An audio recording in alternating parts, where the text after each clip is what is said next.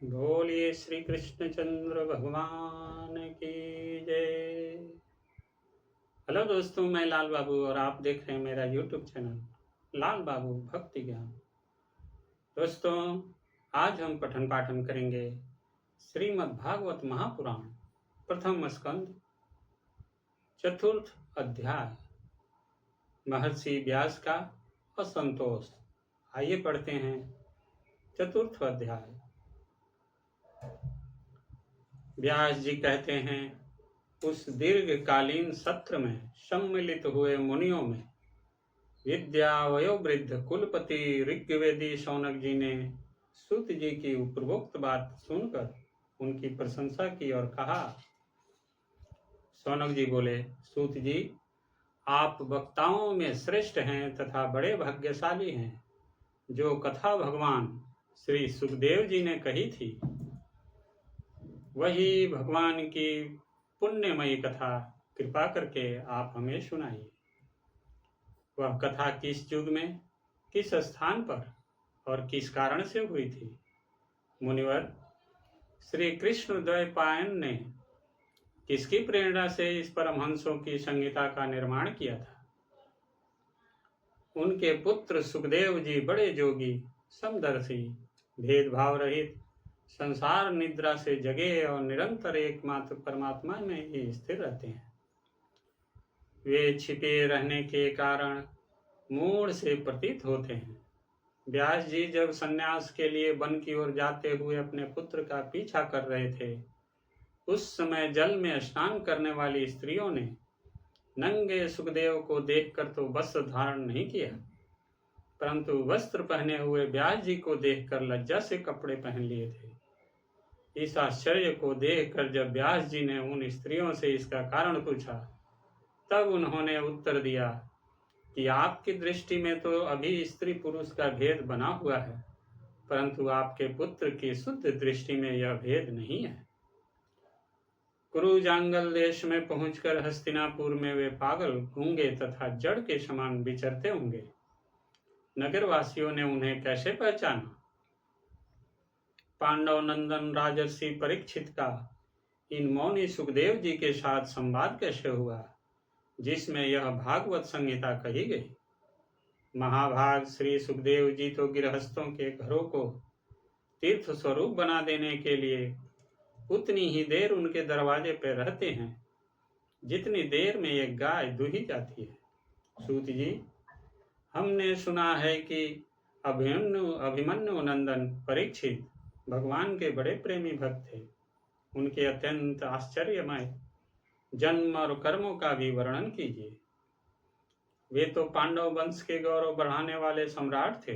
वे भला किस कारण से साम्राज्य लक्ष्मी का परित्याग करके गंगा तट पर मृत्यु पर्यंत अनशन का व्रत लेकर बैठे थे? शत्रुगण अपने भले के लिए बहुत सा धन लाकर उनके चरण रखने की चौकी को नमस्कार करते थे। वे एक वीर युवक थे। उन्होंने उस दुसत्यज लक्ष्मी को अपने जिन लोगों का जीवन अपने प्राणों के साथ भला क्यों त्याग देने की इच्छा की? जिन लोगों का जीवन भगवान के आश्रित है, वे तो संसार के परम कल्याण, अभ्युदय और समृद्धि के लिए ही जीवन धारण करते हैं। उसमें उनका अपना कोई स्वार्थ नहीं होता। उनका शरीर तो दूसरे के हित के लिए था। उन्होंने विरक्त होकर उसका परित्याग क्यों किया? वेदवाणी को छोड़कर अन्य समस्त शास्त्रों के आप पारदर्शी विद्वान हैं। सूत जी, इसलिए इस समय जो कुछ हमने आपसे पूछा है वह सब कृपा करके हमें कहिए। सूत जी ने कहा, इस वर्तमान चतुर्युगी के तीसरे युग द्वापर में महर्षि पराशर के द्वारा वसु कन्या सत्यवती के गर्भ से भगवान के काला अवतार योगीराज व्यास जी का जन्म हुआ। एक दिन वे सूर्योदय के समय सरस्वती के पवित्र जल में स्नान आदि करके एकांत पवित्र स्थान पर बैठे हुए थे। महर्षि भूत और भविष्य को जानते थे। उनकी दृष्टि अचूक थी। उन्होंने देखा कि जिसको लोग जान नहीं पाते, ऐसे समय के फेर से प्रत्येक युग में प्रत्येक युग में धर्म संकरता और उसके प्रभाव से भौतिक वस्तुओं की भी शक्ति का ह्रास होता रहता है। संसार के लोग श्रद्धाहीन और शक्ति रहित हो जाते हैं। उनकी बुद्धि कर्तव्य का ठीक ठीक निर्णय नहीं कर पाती और आयु भी कम हो जाती है। लोगों की इस भाग्यहीनता को देखकर उन मुनीश्वर ने अपने दिव्य दृष्टि से समस्त वर्णों और आश्रमों का हित कैसे हो, इस पर विचार किया। उन्होंने सोचा कि वेदोक्त चतुर्थ कर्म लोगों का हृदय शुद्ध कराने वाला है। इस दृष्टि से यज्ञों का विस्तार करने के लिए उन्होंने एक ही वेद के 4 विभाग कर दिए। व्यास जी के द्वारा ऋग्वेद, यजुर्वेद, सामवेद और अथर्ववेद, इन 4 वेदों का उद्धार पृथक्करण हुआ। इतिहास और पुराणों को 5वां वेद कहा जाता है। उनमें से ऋग्वेद पैल सामगान के विद्वान जैमिनी एवं यजुर्वेद के एकमात्र स्नातक वैशंपायन हुए। अथर्ववेद में प्रवीण हुए दरोण नंदन सुमंत मुनि इतिहास और पुराणों के स्नातक मेरे पिता रोमहर्षण थे। इन पूर्वोक्त ऋषियों ने अपनी अपनी शाखा को और भी अनेक भागों में विभक्त कर दिया। इस प्रकार शिष्य, प्रशिष्य और उनके शिष्यों द्वारा वेदों की बहुत सी शाखाएं बन गई। कम समझ वाले पुरुषों पर कृपा करके भगवान वेद व्यास ने इसलिए ऐसा विभाग कर दिया कि जिन लोगों को स्मरण शक्ति नहीं है या कम है, वे भी वेदों को धारण कर सके।